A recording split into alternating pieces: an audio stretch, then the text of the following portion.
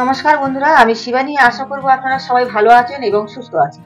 আজ আমার YouTube channel Shivani রান্নাঘরে আপনাদের সাথে শেয়ার করব দই বড়া। আর দই বড়া বানানোর জন্য এখানে আমি বিউলির ডাল ভিজিয়ে রেখেছিলাম। তো বিউলির ডাল এখানে আমি 200-250 গ্রাম নিয়েছিলাম, বেশি হয়ে গেছে।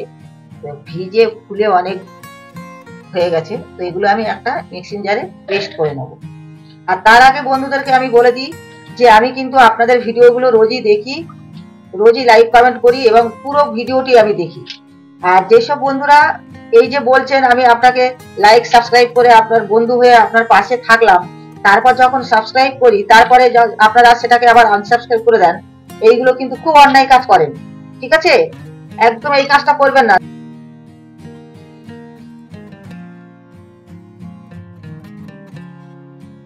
ডালটা পেস্ট করব, কিন্তু তার আগে আমি এখানে দিয়ে দেবো 5টা কাঁচা লঙ্কা। আর দিয়ে দেবো এখানে ছোট বড় 3 টুকরো আদা। তো এই আদাগুলো আরো একটু ভালো করে কেটে আরো ছোট ছোট করে দেবো, তাহলে ভালো মতন পেস্ট হয়ে যাবে। আর এখানে সামান্য অল্প একটু জল দিয়ে দেবো। ডালটা আমি পেস্ট করে নিয়েছি, এবার একটা পাত্রে আমি ঢেলে নেব।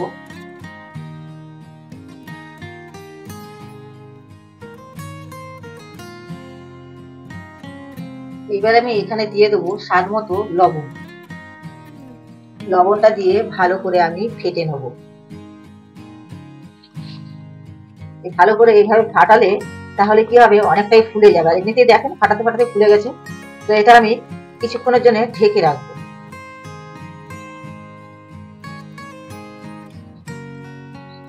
এখানে আমি ডালটা যে বেটে আমি ঢেকে রেখে দিয়েছিলাম, এমনিতেই কতটা ফুলে গেছে।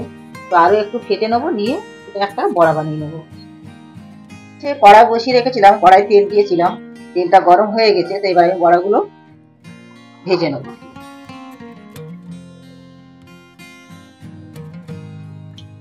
বড়াগুলো এইভাবে একটু করে উল্টে দিতে হবে।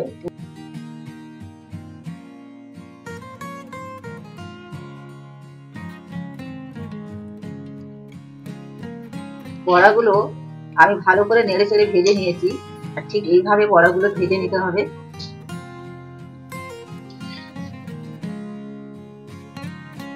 বড়াগুলো আমি এইভাবে ভেজে নিয়েছি, বাকিগুলো আমি ঠিক এইভাবেই ভেজে নেবো।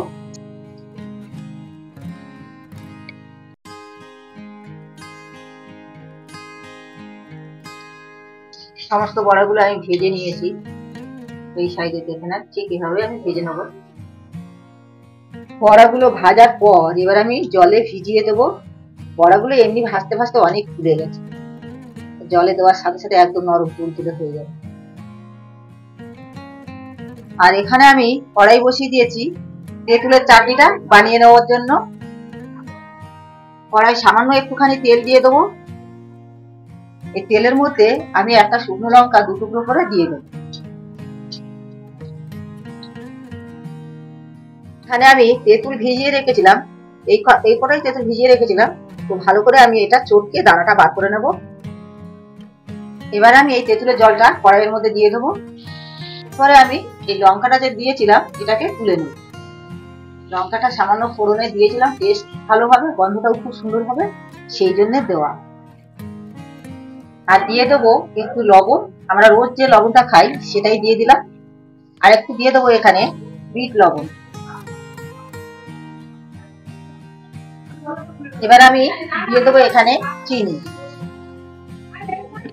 এবার আমি এখানে দিয়ে দেবো 1 চিমটি গরম মশলা। বাড়িতেই আমি এটা গুঁড়ো করে নিয়েছি। চাটনিটা পুরো কমপ্লিট হয়ে গেছে।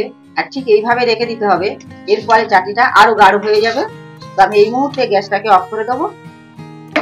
এবারে এখানে আমি দই নিয়ে নিচ্ছি।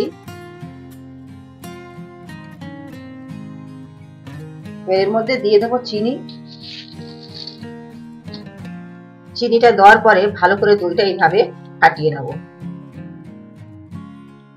এবারে এখানে দেখেন দই বড়াগুলো একদম পানিতে একেবারে মানে জলে পুরো ভরে গেছে। ঠিক আছে, তো আমি এই জলের থেকে হালকা হাতে চেপে জলটা বার করে নেব।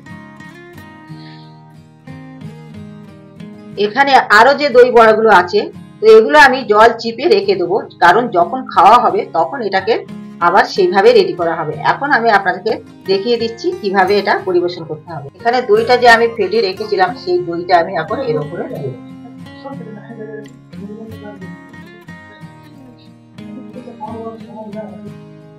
এবার আমি এর উপরে দিয়ে দেবো আমি যে তেঁতুলের চাটনিটা বানিয়েছিলাম সেটা এর উপরে দিয়ে দেবো।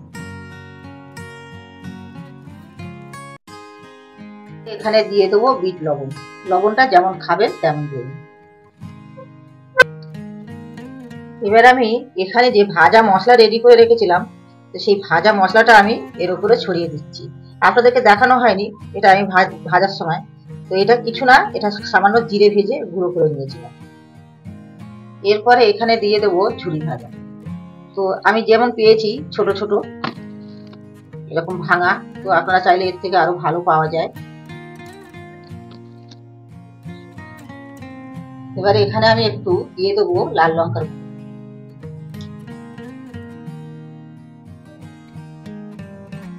তাহলে বন্ধুরা আমার দই বড়ার ভিডিও রেসিপিটি কেমন হলো আপনারা অবশ্যই কমেন্ট করে জানাবেন।